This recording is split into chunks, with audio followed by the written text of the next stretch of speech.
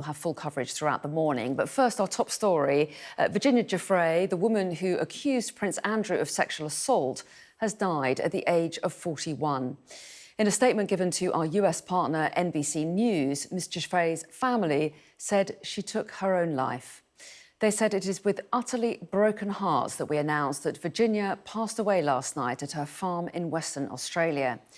She lost her life to suicide after being a lifelong victim of sexual abuse and sex trafficking. They go on to say Virginia was a fierce warrior in the fight against sexual abuse and sex trafficking. She was the light that lifted so many survivors. In the end, the toll of abuse is so heavy that it became unbearable for Virginia to handle its weight. Well, Matthew Thompson is here with me. Matthew, morning to you. Remind us who Virginia Giuffre was and tell us what we know about her passing.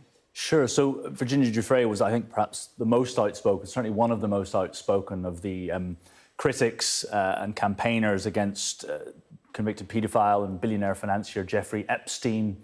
But in particular, I think most relevant for a UK audience, she also alleged that she had been sex trafficked to Prince Andrew by Jeffrey Epstein when she was just 17 years old. Now, Prince Andrew has always strenuously denied those allegations. There was an out-of-court settlement in 2022, but the terms of that settlement, we should be clear, did contain no admissions of guilt on the part of Prince Andrew. But that certainly brought Ms Giuffre to national prominence here in the UK. She said that she met Ghislaine Maxwell, Jeffrey Epstein's former girlfriend and co-conspirator, also a convicted sex offender now, in about the year 2000, where she was then introduced to Jeffrey Epstein and entered this world of sex trafficking as a mere teenager.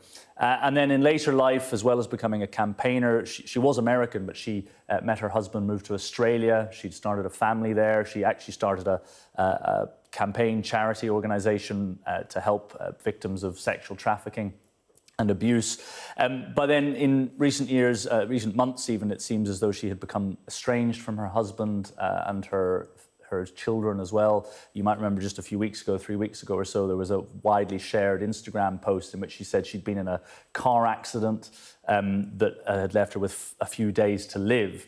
And then the circumstances of that seemed to be slightly questioned by the Australian authorities, who seemed to say that the accident hadn't been that serious. And then here we are, as I say, 3 weeks later, and clearly the tragic news that she has taken her own life. The incident has been investigated by the authorities in Australia, who say that there's no suspicious circumstances, but clearly a tragedy, and there are well wishes pouring in from all around the place. You've heard from her family, we've also heard from her lawyers as well. She was only 41 years old. Indeed. Matthew, thanks very much indeed.